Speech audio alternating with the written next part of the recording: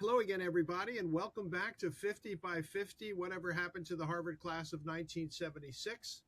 I am Michael Conniff. I'll be your host. I am a member of that class, and I am extremely happy to be joined today by Laura Zito, a world-class photographer and a member of our class. Hello, Laura. Great to see you.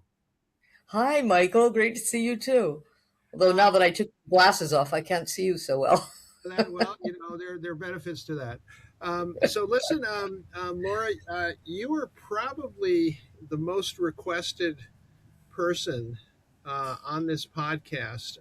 I was asked I always had you on my list, but I was asked, by at least a half a dozen people, if not more, to get you. So it's great to have you. I want you to describe That's exactly incredible.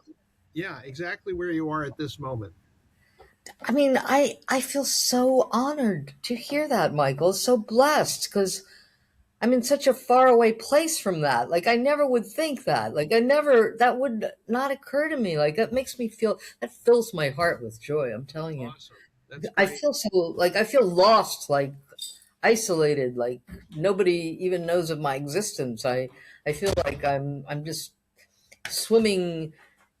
Once I had a dream when I was like 15 that I was just swimming down the river, swimming and swimming and swimming, and then this snake came by and he had his tail wrapped around a little placard and it said, "Choke yourself." And he kept. I Ouch. had just well, I just finished reading The Myth of Sisyphus, right? And so he kept saying it to me, "Choke yourself. Go ahead. We're all going to die anyway. Might as well do it now." And so in the dream, I eventually succumbed. I passed a bus full of people and it was just going down, down, down. And the water was coming up over their faces. And I'm like looking at them like, oh my God, like they don't seem to care. So eventually in the dream, which went on for hours, I actually tried to choke myself.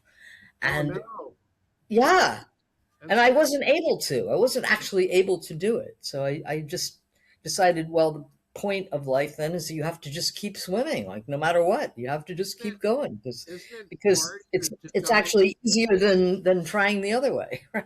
Isn't it hard to die in your dreams? I was told you can't die in your dreams. I don't think I was able in like I Yeah, tried, but I couldn't pull myself underwater. I couldn't figure out how to do it. I don't know. I just said, Laura, "Oh, this is too hard."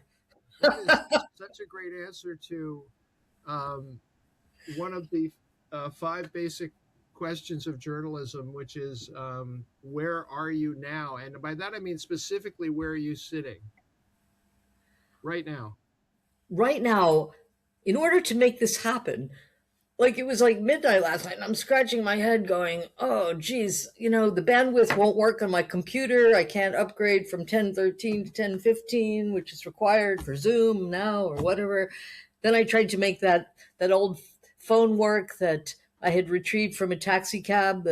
The old ex-boyfriend from a few years back had left it in a taxi cab and had sat in my drawer.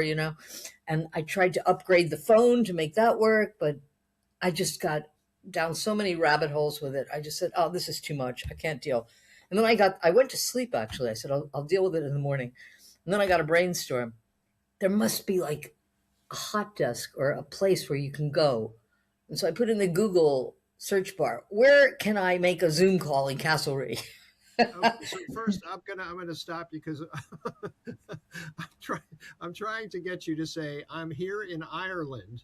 So tell us about Oh, Castlereagh. because you don't even know I'm in Well, Ireland. you I got to. got you. So I know, but I don't think, and I'm But curious as to everybody where else you doesn't are know. Well, it and was like how you got there. live way out in the country. I don't have a car, so getting anywhere is like really always by chance and always an adventure. But I meet a lot of interesting people that way. And so I discovered by Googling it, there is a hot desk situation in Castlereagh, about 20 minutes from my house. And where does tell us about Castlereagh? What is It's Castlereagh just a like? tiny little dinky little town. But actually, Oscar Wilde's father lived here. So it does have some claim to fame. There you go. And yeah, exactly. There's always something, right? Yeah. And it also, the town that's even closer to me, only a mile from me, Ballintubber, back in the day, there were four important castles down the middle of Ireland. They were all a horse ride away from one another. And the second one was Ballintubber Castle, just a mile from my house. So every year, like 70 students come from Foothills College in California, and they're doing an archaeological dig at the castle. They're in their 10th year this year. And so they've been discovering all kinds of stuff from this castle. It's very interesting, including a fire pit that was burning for 100 years, 100 years straight.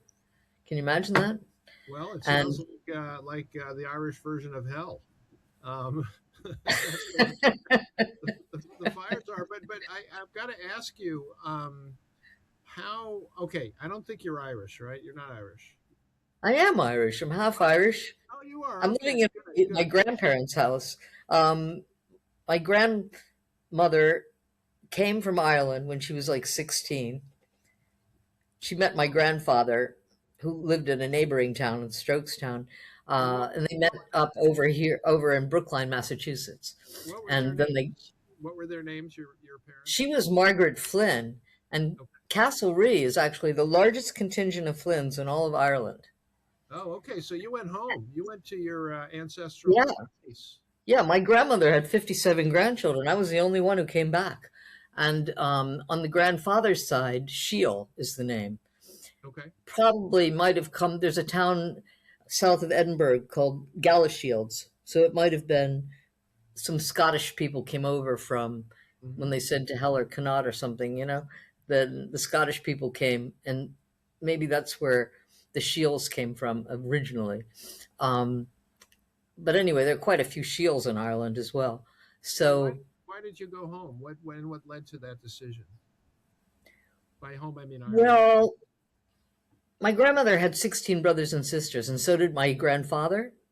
And the oldest one had come over to Brookline, Massachusetts, of all places, and to be a big cook, and to be a cook in the big houses. And Hmm. so she was sending the boat fare for each of her siblings each year. But my grandmother was the youngest one, so she didn't want to wait till she was like 32 or something. So she just bought a big pig and raised it up to be a big sow and sold it and got her own boat ticket. And then she went over on her own and met my grandfather over there. Like they made an arrangement before they left Ireland. You know what I mean? He went That's on his own. a new variation on you reap what you sow. But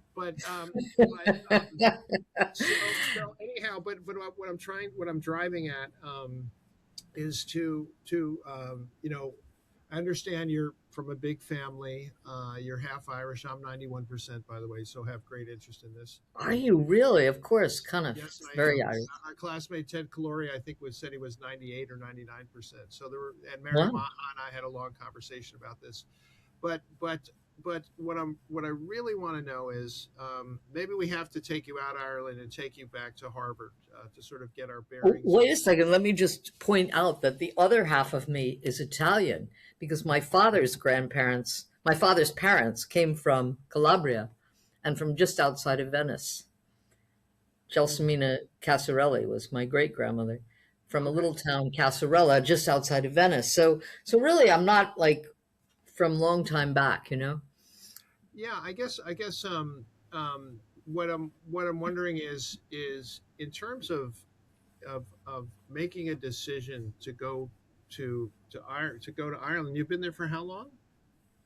I've been here like permanently since 2011, but my mother and I were always coming over here before that. As that eldest sister who was sending the money back, she never had children of her own, so she kind of adopted my mother as her child. My mother being the second child Mhm. of the youngest sister of hers, and so my mother would always come over here and visit her. My father didn't really like her to travel alone, so we would just come together, and we'd spend like a couple of months every year here. We go around to literary festivals and Mhm. poetry readings. She was a poet, so I did a lot of art shows over here. So all my life, really, I was coming here. This was my only like permanent home. We And moved around a lot as a were you family. were you taking pictures, photographs of what you saw in Ireland the whole while, the whole time? Oh yes, I was, and like my pictures go way far back. In fact, some of them are important historically that way. For instance, when they started mowing the grass around the castle, ivy started growing on the castle walls, and ivy is extremely hard to remove. So now they're spending a fortune to remove it. But I have pictures from 1980 and so forth that show that when they had let the grass grow wild around the castle, there was no ivy on the walls, or much less anyway, you know? So there's all kinds of interesting things in the photos. And plus, I having gone to all those literary festivals, I have a lot of pictures of the Irish writers when they were young. Oh, You interesting. know, I have Harold Pinter sitting there with Brian Kennelly and the Shelburne lobby, and all kinds of interesting pictures. John B. Keane, met him several times. I have, Um, the reason I ask is, as a photographer, um, where you live is equivalent to, what kind of pictures you can take. Um, uh, and and and I'm wondering how being a photographer played into being in Ireland, or if it did, whether that was an important piece of this. yeah, I always loved taking pictures in Ireland, and in Mhm. fact, I wished I had taken more pictures back in the States. Um, instead of like, I think back in the day when you had to buy film, you would be much more precious about what you were actually photographing, than one would be Yeah, today with the costs digital. money. Yeah, it costs money. Yeah, Yep. because it was expensive, and not just money, but I developed all my own film. I shot a lot of black and white, so it cost time too in the darkroom. I have so many negatives that I've never printed, never even had time to look at the contact sheets, you know. Yeah, But and do you shoot digitally now? I do. I mean, you have to more or less. Like No, nobody's things going to be fussed with your, things have you shifted. know. So when did you know you wanted to be a photographer? I always wanted to be a painter, Michael. Oh, okay. And yes, I still want to be a painter. And I only started doing photography because when you would sit down to make a painting, it might take a month. And like you had to really be sure what you were painting and why. And the composition and the colors and everything you had to be sure, because otherwise you're putting so much effort into it Mm. that you can't afford to lose a month of your time. So I said, well, I'll try photography first. So just get a feel. What's And important? when was that? When did that start? Oh, that started in high school. Okay. I remember setting up a dark room in a closet in the high school I went to, the Baldwin School. It was kind of like the prep school to Bryn Mawr College. Uh-huh. And I had a little dark room there and took a lot of pictures of my high school buddies. And so even then, and so did you ever get to paint the way you wanted? I'm only starting to now, actually. And I Really? just finished. Yeah, in fact, there was a competition for a painting of the castle. And I saw the deadline. Oh my God, the deadline's in 3 days. I said, I had started that painting like 5 years ago, but I never got around to like really working on it and taking the time, because you really have to put 2 or 3 weeks aside that you're not going to do anything else. Because the paint Mm. is wet. You have to work with it while it's wet. You can't like, be fussing around with other stuff, right? Yeah. So I said, well, you know what? I'll get that old painting out. I'll just paint it in acrylics. That's what I'll do. Because acrylics dry in a day and like you can just whip it out, right? Yeah. And the deadline was in like 3 days. But once I started working on it, of course, any painting is going to take you longer than 3 days. I thought even if I don't finish it in time for the competition, like at least I'll get it done, right? And then it turns out they extended the deadline, as they usually do that anyway. And I love that painting. It came out brilliant. I love it. Oh, And I did excellent. it in acrylic, and it took me like 13 days to finish it, working every day. And I wish I had a copy of it here to show you because it really came out amazing. You liked it. So have you continued to paint? Well, now I found out that the National Portrait Prize, the competition deadline is July 3rd. And I had done a fantastic one of a friend's dog. He didn't want to be in the picture, but I had painted the dog who was stepping on his foot to show how much the dog cared about him, like trying to protect him by planting one down on his foot, right? And Yeah. then there was a picture of the dog bowl showing how he cared for the dog, right? That he'd had the bowl of water there nearby. And they were at some outdoor cafe. So it just shows his jean legs, doesn't show his face. But you know it's him. You know by the jean legs. He always was into wearing very special kind of jeans that had some kind of special thread count that he had to get in Sweden or something. You know what I mean? Anyone who knows him knows that's Randall's legs, right? With those jeans and those loafers. And that dog is stepping on his foot saying, "This is my person." Uh, And it's a great little painting. I love it. So I was going to enter it in the portrait prize competition, but then I realized, oh no, it's they say no animals allowed. Shoot. So what am I doing this weekend? I'm painting something, probably in acrylics again, right? Quickly, a portrait to enter in the competition. Or I might go back to one of my old portraits that I didn't quite finish and see if I can just touch it up to make it worthy. I might do that's that too. exciting that you're back at it. Were you you mentioned competitions a couple times. Were you a competitive person? Is that part of how you got No, I hate competitions, actually. oh, I oh, hate competitiveness. I'm not into it at all. But, in order to be seen as an artist, you mhm. have to. Like, and the thing is that how are you going to get anywhere as an artist if you're not seen? Like, what's the point? Like, Yeah, the no, point's that's not just to absolutely do it, true. it's to show it to somebody, right?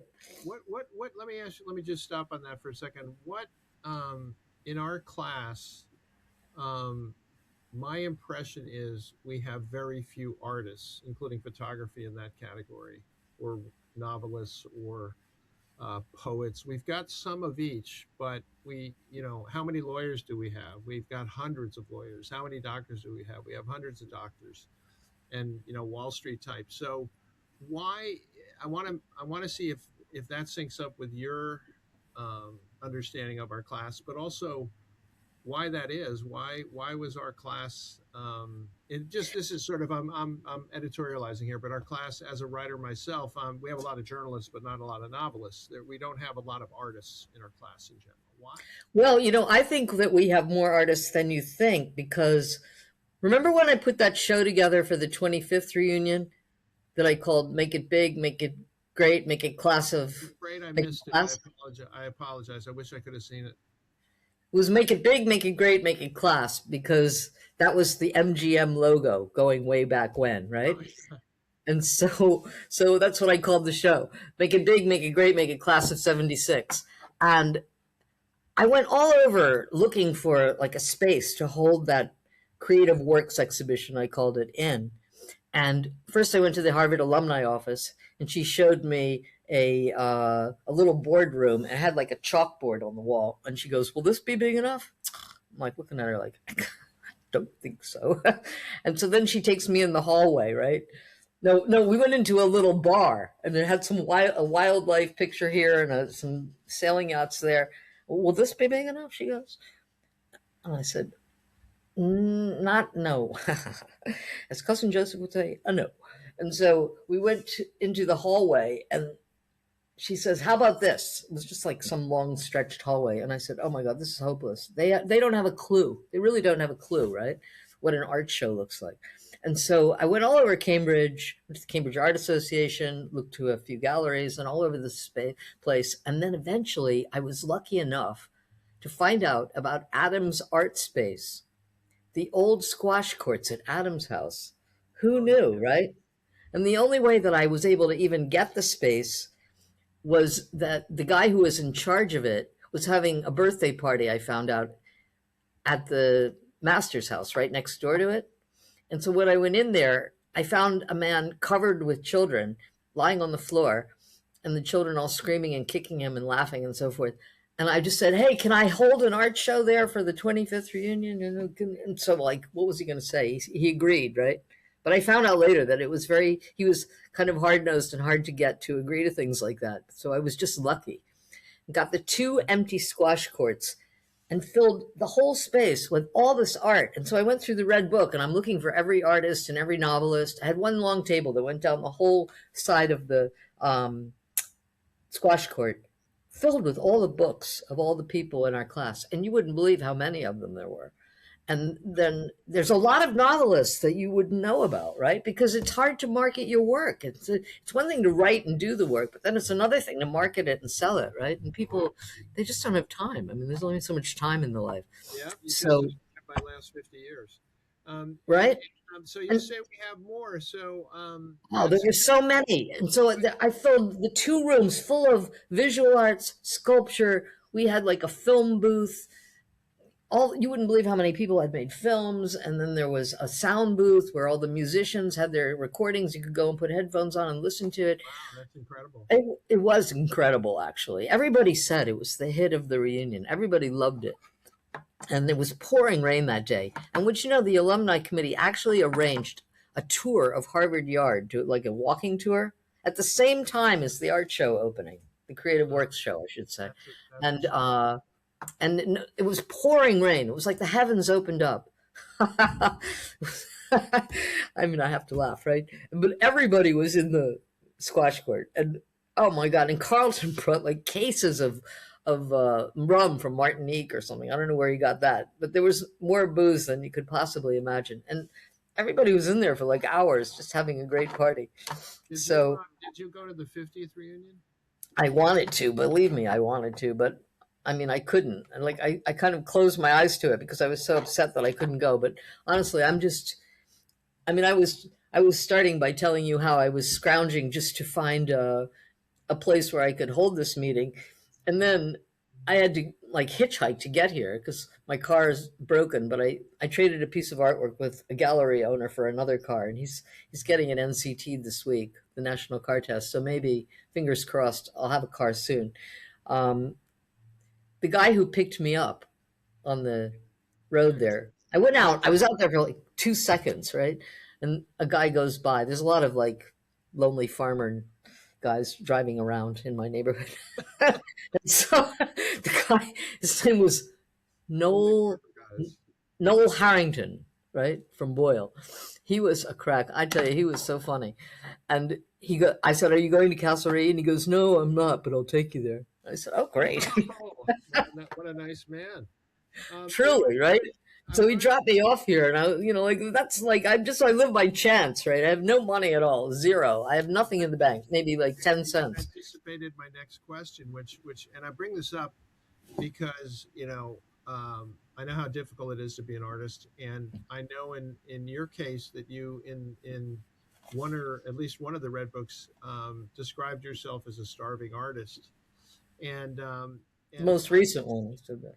yeah, the most recent one, and your work is tremendous. But I wanted to just make this point about photography is that um, it's your career coincided not just with the shift to digital photography, but also with everyone having a camera. Everyone has a camera now. When we were in Mm. Harvard, you had a camera, and maybe a few other people, but it was a specialty item in some respects. And so I wonder if um, in other words, you chose an art form that was going to be challenging. Did you know that at the time? Did you know that at Harvard when you were at Harvard that this digital stuff is coming along? Obviously, you Oh couldn't have God, no. anticipated the iPhone or anything like that. But how did you navigate as the world changed around you, your I world? do remember. I do remember though walking down the street, passing Fogg Art Museum. I was walking down the street. I was talking to Peter Agus. I remember this so distinctly that I turned to him and I said, "I'd like to take photos that are like 10 or 20 seconds long, that are like little moving photos, Hmm. where it's a single statement like a photo, but it moves, but just for a short little brief time." And of course, I mean that's the meme, right? Isn't it? Or that's Well, I mean the that's a video. I mean that's a yeah, video. or That's a it's a video, and video, right? Like, it be a meme depending on what it says and does. But so you were kind of. It sounds like in that conversation you were kind of anticipating the future a bit.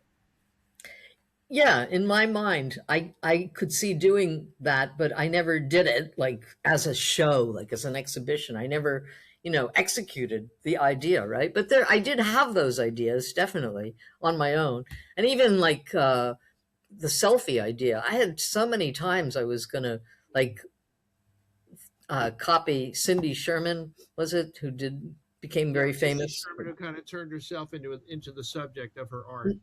Right, and became all these different movie stars and so forth. But I wasn't going to do it that way. I was just going to I was just often tempted to take pictures of myself. In fact, I just posted on Okay, a Pic a Day, which is like a photo blog. I finally decided to just prepare a picture every day from my archives, or otherwise it'll never get done, right? And post it Tell on them this. where they can find that. Tell them where they can find that. Oh, well, it has a funny name just because it's free. Like if I pay for it, I can give it my own domain name. But the way you find it is Lightness of Being 2008 dash TBNSE dot WordPress.com.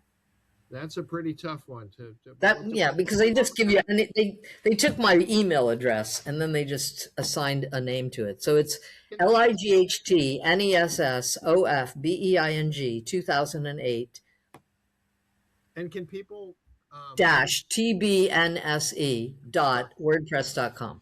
I'm sorry, it is a long one. Can people buy your photographs there? Yeah, on the website, on that particular blog site, it does have instructions at the bottom about how to purchase anything. And, Okay. it basically sends you over to my actual website, which is just my name, laurajeanzito.weebly.com. It's also Okay, I like a think that's a free good. website. So you can buy your. I'm trying to get you some business here. You can Oh, buy good. there on your website.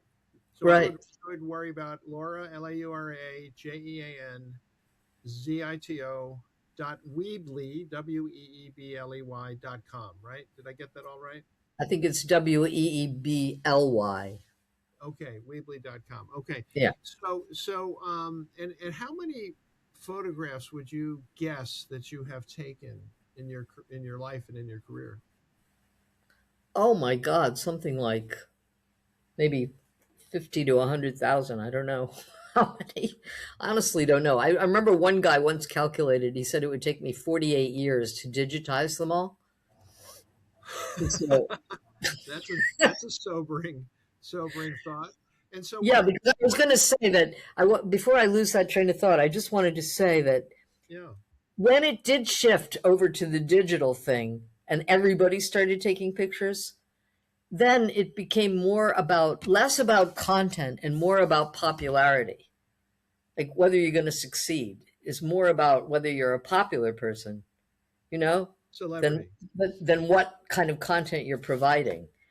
Like you can provide any old content, but be super popular, or you Right. can provide something like genius content, but nobody's looking at it, right? Yeah, Like that's kind of a there's description of, social media and influencers and what's happened, what's particularly happening. the last few Yeah, years. Yeah, yeah, for sure. But how exactly. so did that make you in any way bitter or were you upset by that?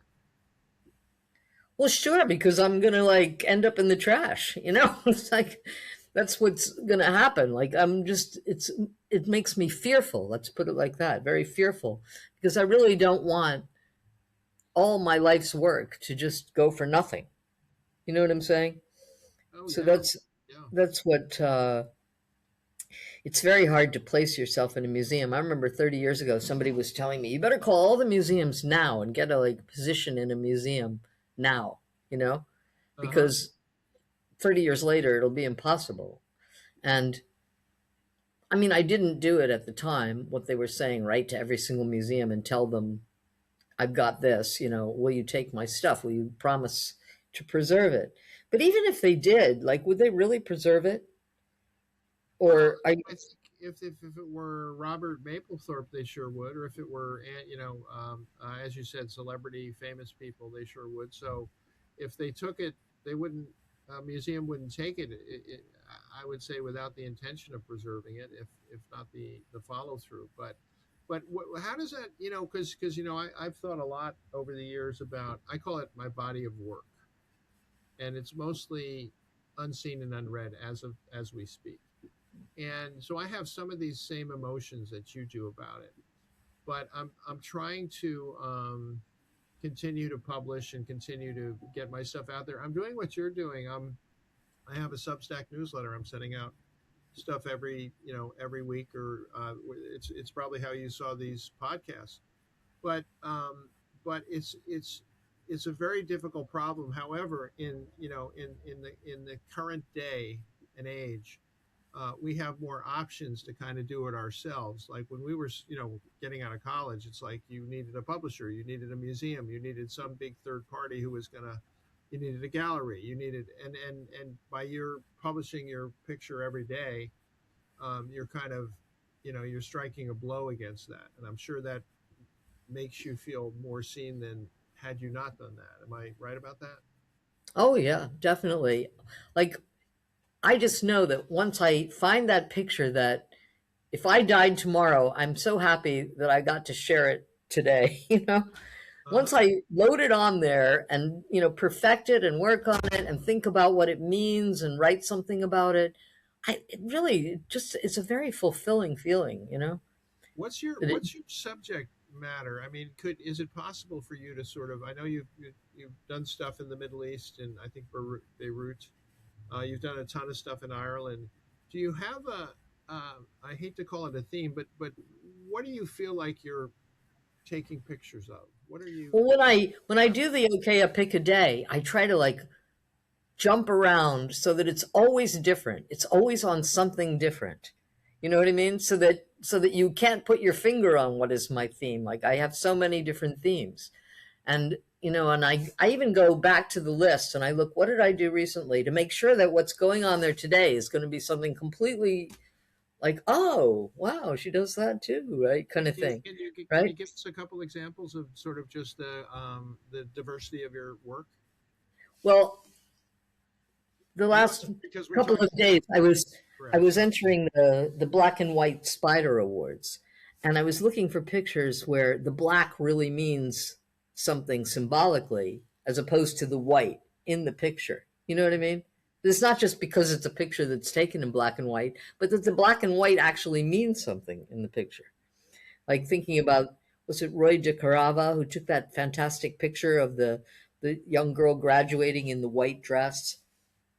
She's in Alabama and she's walking down this pavement, and there's the shadows of the pavement are making this triangle in front of her, narrowing into a point, like to show that her opportunities are going to become increasingly limited as she goes This forward. is a black woman in a white dress.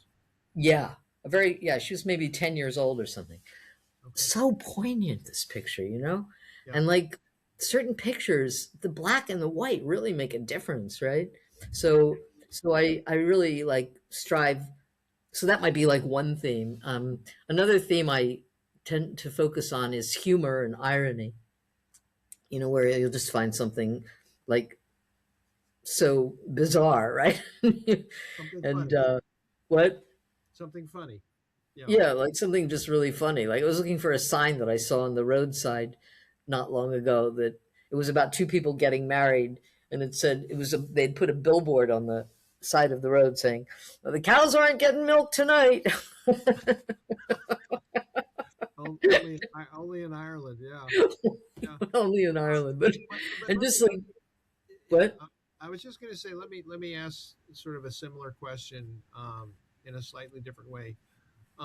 So you're, like any artist, writer, photographer, painter, you're telling a story, right? You're telling a story through your photographs, and what, and I'm asking for sort of you to look at your entire work, and I know this is hard, but is it possible for you to say what story you're trying to tell? Well, a story that I will be telling really soon. Wait, I have to show you something.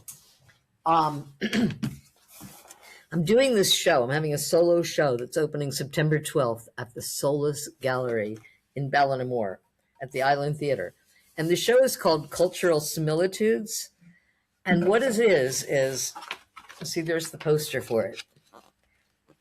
And So those are all can you yours. see? Yeah. No, just that one at the bottom. You see that one? The one in the middle. The one, it's a camel and a boy, Yeah, give me shelter. Yeah, yeah. It looks like a painting. right? Yeah. And then I think, well, it's so funny because, oh, the one above it there.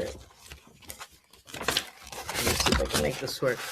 Um, It's black and white. It looks like. there's a black and white right above it. Yeah. Neighborhood chat. Do you see that one? Yeah. Neighborhood chat. Yeah. Oh, that's yours too. Okay. So what I did was I took the pictures of the Bedouin in Sinai that I took and pictures of all the people in Ireland, and I paired them together so that for neighborhood chat, you have like all the men in the Magad giving their news to each other. And that one is of the two ladies on the sidewalk, with the overspilled basket, gossiping to each other, right? About Yeah. Yeah. local whatever. And so I paired the two pictures together, and often graphically as well, where the graphics and the pictures are so similar. And so the people are, maybe they're taking care of children or cooking their dinner or, feeding the animals or whatever they're doing. It's the same. The Bedouin, the Irish people. And it'll be interesting to see how that goes over, So but I'm what's having this uh, solo show where I'll have like 50 pairings of these pictures up. I'm tempted to say you're telling a story there, and I'm tempted to speculate what it is. But what is the story you're telling there? You're I guess juxtaposing. just that we're all the same under the sun. Like we're all doing the same things, We try to find all these ways that we're different and fight over it and fight about it, right? But actually, you know, that's not the way it really is among the little people, as it were, right? Yeah, no, that's so true and such a great observation. Do you tell your classmates and me a little bit about your personal life? Did you ever marry? I never did, no. But And also, I actually, now that I asked that question, it triggers something because I read in your book that um, you felt it was a really good decision for you, and I'm wondering why you felt that way. it's funny when we were at that women's reunion that they did back a few years ago. They had us write out on little I cards the I wasn't answers. invited. I don't know why. No, I know you weren't. Did you knew about it though, right? Also, they did a reunion. They did a reunion before this reunion, the Radcliffe women. Did you know that? Awesome. Yeah, Yeah, I know. It because would have been great to attend both of them, but yeah. So yeah, tell me about that. well, they had a session where we all had to sit down and write out answers to questions like that. And so I was just before this meeting, I was like refreshing my mind and reading what I had written at that time. And it was like the answer to that question. It was kind of rather eloquent, I thought. And I What could did pull you it out say? and just read it to you, but Yeah. maybe I'll just. Why don't you pull it if you have it there? I'd I love to hear. do. I brought it with me because I said I'll Yeah, just refresh my memory as to what I was going on about here. great.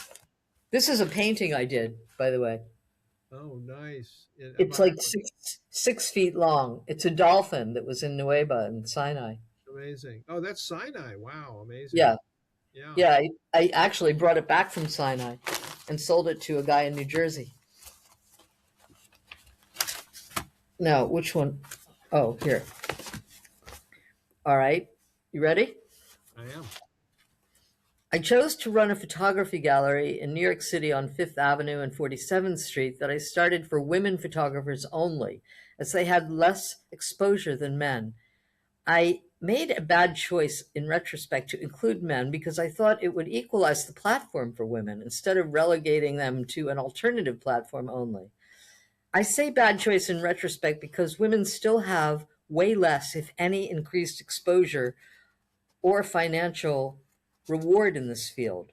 And perhaps maintaining a women's only archive might have grown into a larger forum in the long run and be a viable entity today. Balance between personal and professional commitments came down a few times to, do I go for career or emotions? That first time, that time I first went to the Sinai and wanted to stay, but the guy whose van I was staying in left the party at Dudu's house with another woman, throwing the keys to the van at me as he did so to indicate to everyone he wouldn't be back for the night. I cried all night alone, Hmm. not sleeping, and in the morning went to take my last walkabout before packing to leave for Paris. I met up in the middle of the barren desert plain on the way to the Dahab Laguna. Three Bedouin ladies lolling in the sun on their bellies, all dressed heavily in the hot sun with great beaded face coverings. I joined their group on my belly, and they cheered me up and then let me photograph them. After, I couldn't readily leave for Paris, no matter how angry at him I was for his infidelity, and posed the question to myself, am I going to let my emotions destroy my career? I eventually decided I was not. Because I realized I was in a singular position to take these photos of Bedouin women, which I had been told by many people was not possible, I decided it was my duty to stay. I stayed for another 2 months, photographing every day until I became sick. So sick, I had to leave. First for Paris, where they couldn't cure me, then to Switzerland, also no cure, then the US, where the medical advancements were such as to show I had colitis caused by tension. Hmm. A shot cured me, and I watched on a giant screen my colon uncinch itself, lit up by barium.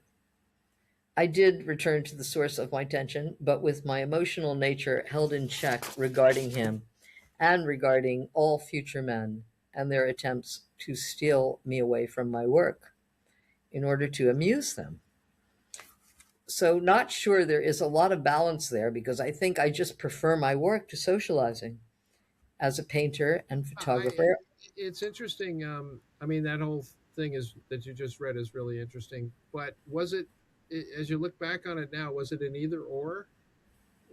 In other words, one if one were arguing or being devil's advocate here, they would say, or I would say, it certainly would be difficult to find a person who would embrace what you did as an artist, but not impossible. It does happen. So you just decided I'm not even going to mess with it. I don't think I decided that. No, I think I, like you said, I was looking for that person. I remember reading who was the woman H.G. Wells had an affair with? What was her name? I Rachel something? I don't know. I'm afraid. Started with R, the name. She was madly in love with H.G. Wells, that woman. And they did have a kind of an interesting affair. And I thought that's the kind of like relationship I want to have. In fact, I went here. Wait, I'll finish this, and it will say exactly. Okay. It says, as a painter and photographer, I find the demands of the work more than full time. Money would help to hire others to complete some of the tasks. Although, no matter what task, I always felt I could do it better myself. And I couldn't attach myself to a man just because they had all the money. I was only interested in a man who would love me the way John loved Oko. See, that's what I'm getting at. I still might find one yet.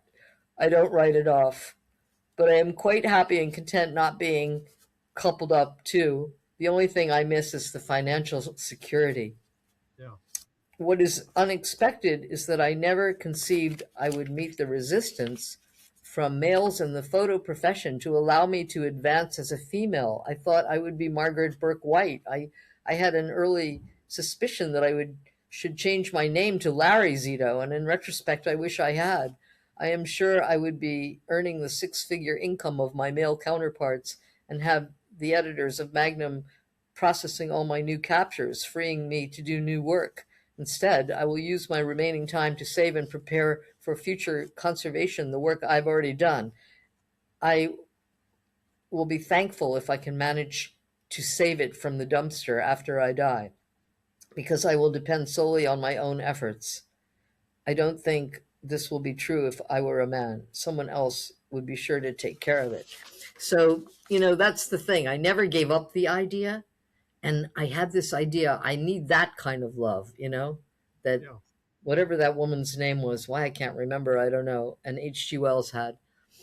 In fact, I went on to read a book he wrote called Marriage once I was sick in bed for a month. It was a very interesting book. Very, very interesting.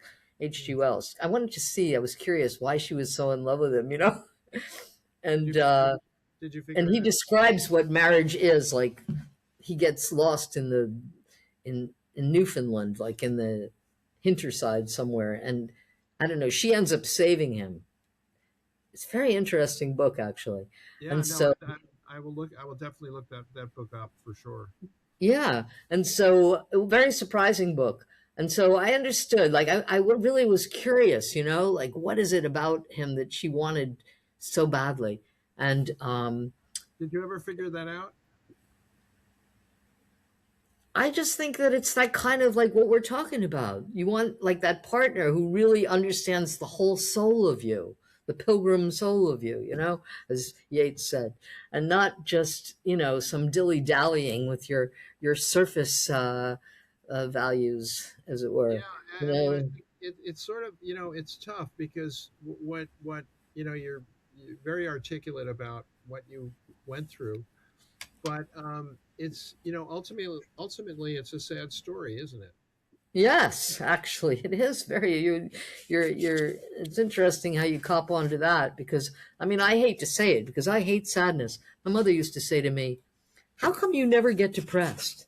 Because she knew that I had like a hard life in some That ways, I must be guess. the Italian side of you overcoming the Irish side.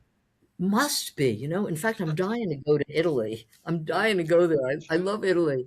I was always afraid to go there because I thought, oh, mafia, and they're so male chauvinist. I grew up in an Italian family with three brothers. I mean, like, remember Rocco and his brothers? That's Sophia Loren film. Um, I don't know that movie, but we Check only it have out. a few minutes left, Laura, and I wanted to. So much of what you just said speaks to um, uh, being a woman in a man's world. Yeah. That your generation, first women in the Harvard Yard.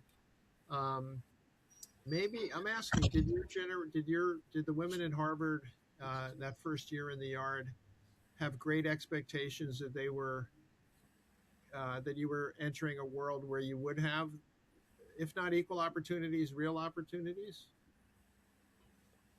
I expected to, but I was like so naive. Like, remember when you were interviewing Kurt Anderson there? I was listening to that, and I was like, I remember like I was going to go and apply at the for the when you go to the Lampoon that as your freshman, you're Yeah, all invited to go over there, and what do they call that? And I, I don't know. I never went. I wish I had. well, there Never was broke a name for it, never and I broke was the going to go, but Dean Rohr wanted to go too, and he convinced me not to go. He said, "Let me go first," because we were hanging out together. Kurt lived across the hall from him. You see, he lived upstairs from me in Weld, and so I don't know why I listened to him, Michael. Why did I listen to him? Why didn't I just go myself and say to myself, I don't need to listen to him. I'll just, I was planning to go to the initial meeting, which name I can't recall, what they call it, but They you know what I actually, mean. interestingly, because I love to see stories go full circle. It is also the a castle, the Harvard Lampoon Castle. You started this conversation Oh, uh, right. 3 or 4 times about your local castle. So it's I think it's called the Harvard Lampoon Castle, that funny building in Harvard Square. But Well, that was one of my big regrets that I didn't go to that meeting and become a part of the Lampoon because I think it's funny Square is a big thing for me. you raised that.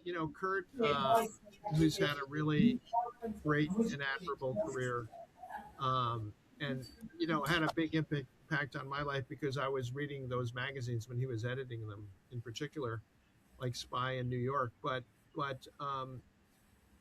it sounded like it came kind of easily, and I don't mean that as any kind of a criticism. He obviously worked hard, but he kind of walked into things. He'd like walk. It almost. I'm paraphrasing Kurt. Forgive me, but it's almost like he had friends at Time Magazine. He walked down the street to Time Magazine. He got a job at Time Magazine. I actually. One of our classmates, I helped get a job at Time Magazine once. I knew somebody there. I called him up. I said, "Hey, um, you really like this guy? Could you meet him?" He meets him, and within a week, the guy's hired at Fortune Magazine. John Paul Newport. So it was like I don't think that happens for women. But what my real question to you is that um, could it have been different in any way? Was that just the fate of based on? We talk a lot in our class about how lucky we are being born when we're born, but Yeah. I think for women, it's a very much a mixed. It's a mixed bag because things were still very transitional and still not happening, and there was still prejudice, misogyny, and getting chased around the room, some even sometimes and worse. So, do you think of your life I don't want to put any words in your mouth, but how do you kind of frame that in your life now that you're where you are in Ireland? Well, like, is it better now than it was then? In some ways, it was better then, just because it was the expected way that it is, and so you could sort of live within those confines, you know, because Uh-huh. that's the way it was. Like, it just was that way. Like, you didn't Right. question it, and And Margaret Bork White, who you mentioned, she was an outlier, right? There were a couple like her, but really that was a one-off for all intents yeah, and there were purposes. so few female photographers. Like, can you even name any? Right? Yeah. Like, I Well, ask that to people often, and they can't think of any. Right? Kate Winslet did And did a movie about a female photographer, but frankly, I can't remember what the name of the photographer was. I just I think it remember was her. Lee Miller. Lee Yeah, Miller. Lee Miller. That's right. That's right. And So, where what do you, let me conclude this by asking you sort of what's next for you. What's important. What do you want to be spending your time on? I think I really just want to paint because, photographs are on paper. And I kind of feel like been there, done that, you know? Whereas the painting is a whole new adventure I would in a even say way. photographs used to be on paper. You don't see them on paper quite so much. You see them on a computer Right. or a phone But the or ones that are of value are on paper. Like, usually, sure, yeah. it's on a computer, but it's not of any value until it's on paper. Interesting. You know what I mean? I Like, you do. can't sell it. Yeah. And even then, is it going to last more than 100 years? Maybe none of us are going to last more than 100 years. Like, maybe the whole planet's going to blow up. But um, it's kind of looking that way, isn't it? But the thing is, paintings last, especially if you do them on wood. Like, I found out from, I think the National Conservatory gave some lecture about like which paintings last the most. One's done on mahogany lasts the longest. And Oh, okay. yeah, like there's certain materials that will last, and they showed various paintings of old and what they were painted on, and which had cracked and which hadn't, and so forth. It's very interesting. So if you really want them to last, you do them on mahogany, right? Well, you started this early on by saying you really wanted to paint, so it's really fantastic to hear that you're going to be doing more of that, and also, I would urge our classmates to sign up for your picture a day. Give us that Yeah, address. I'm going to give the website address: Laura Jean Jean Zito Zito .weebly weebly.com. And why don't we just leave it there? Let people go to the website, buy a picture, support you in that way. It reminds me of Patreon. I don't know if you're familiar with that platform in that allows artists to, people well, to well, support them. speaking of Patreon. which, I set up on the WordPress.com, I started setting up a special subsection just for the Sinai pictures. And so I thought, you know what? I'll get people to sign up for this and pay $5 a month to subscribe so that I won't put any Sinai pictures up on the regular WordPress. Okay, I pick a day. You have to go to the special section, Sinai Safari, and subscribe for $5. But it turned out to be a lot more difficult to set up than I thought because you're only allowed to have one newsletter, meaning an email that goes out to your subscribers per site. And so I'm still kind of trying to figure out how to set it up and how to make it work so Well, that take a look at Patreon, Patreon. yeah, maybe It's that's the way to go. Set it up yeah, separately on yeah, Patreon. yeah. I mean, Patreon exists to support artists like you, and Yeah. you have all this great content that really needs to get out there. But Laura, I can now see why so many of our classmates wanted to hear about you and hear how you're doing. And I want to thank you for going to the trouble of going to a small little hot desk, you called it, in rural Ireland to do that. So appreciate that effort, and this was great, and thank you so much. You know what, Michael, before you go, one more thing. I forgot I was thinking, what shall I do with this interview with Michael? I was thinking I'm so boring compared to the rest of the people in our class, right? Not at So all. Not at all. that's why it's amazing that you say these Actually, things. actually, the opposite. I don't know if anyone's noticed, but I basically haven't interviewed any investment bankers. I don't know if anyone noticed that. I've done almost 40, no investment bankers, and actually no, maybe one, basically no Wall Street people. Well, let Because me just make and one. nothing against them, I'm sort of that person myself, but I'm it just isn't that interesting. Usually, let's talk about the big deals we did. It's just not. It doesn't Well, interest me. one thing I wanted to do, I thought to myself, how can I get the most value out of this interview? And then I thought, I'll make it a book launch. I'll do a book launch. And yet we've gone through the whole hour and I haven't even done the book launch. So give me 30 seconds to just launch the books. Because I haven't launched these books yet. I've like published them, self-published, laid them all out, done all the work, but I haven't like launched them. I haven't started selling them. I just only just got the ISBN numbers. Yeah, please So go right ahead. this one is called Irish Isles. This is a new thing where you don't put any typography on the front cover. Interesting. That's, Interesting. well, yeah, you have to discover all this stuff, right? So you only put it on the spine, Okay, great. right? This is new for photography books. You don't put any font or anything on the cover. So Irish Isles, right? Only an American could get away with that title, I figure. And this one is called Moment, because it was my photos paired with the haiku of Gabriel Rosenstock, and he is a famous Irish poet, and then it was translated into German as well. Oh my goodness. And Um, so these the available on word, your, can we get them on your website? Where do people buy them? yes, I put up a page on the website to show Okay, where good, and how to buy them and all this stuff. good. And moment is the same word in German as in English. So I Interesting. figure, moment, it means something of moment, something important. And it means moment, take a moment, please, stop for a Yep, second. And it also means a moment, like something that just happened, like yeah, Cartier's-Bresson, like a you minute. know, Yeah. moment. So that's what that's about. And then Gabriel Rosenstock just died recently too. May he rest in peace. And a very famous Irish poet. Um, this is In Nomad's Land, Uh-huh. That's the song. done well before the film, like about 10 years before the film, In Nomad's Land, right? Okay. So maybe she saw my title because I had taken it over to Sinai and given it to a few Bedouin friends, right? But I started it as a children's book just to, show how do I lay the type out? How big should it be? How much font should it be?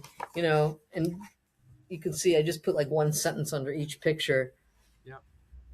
And just to see how to play with the type, if there should be type, you know what I mean? Start to get a feel for the layout of a book. So three And three then, different books. Three different books. yeah, and then some Mexicans bought it and they said, that's the perfect book for us to teach our children English. Oh wow, So that's awesome. so I realized there's a big market for that, right? So I want to do a whole series of books like that, That's but it great. takes a lot of time to lay them out. Yes, of course. Well, listen, So there's 3 books so far, but there will be a lot more. don't hang up immediately because there's some processing that goes on after we stop the Oh, okay. recording. But this has been great. Thank you for the effort. Like I said before, I think I can see why so many classmates wanted to hear about your work and your life. And you made some hard choices. You were true to yourself, and you went back to your roots, and you went from one castle to another. So it all sort of makes sense to me. So thank you so much. As I say now, see you at the reunion, whatever it is, At the 55, next reunion, right? Are we 65, having another reunion? and 55. Yeah, there's another one in 55. Is there? Great, because I really look forward to it. I Yeah. really wanted to be there this time, but there's just no way. Like my life it's all up in the air at the moment. Hopefully this conversation will update people on what you're up to, and maybe you'll even hopefully you'll hear from people. Oh, and I should plug one other book too that is underway, which is my brother did a film called Breakin', You might have heard of it. In 1984, it was like about the first major, it put breakdancing on the map, Oh basically, wow. culturally.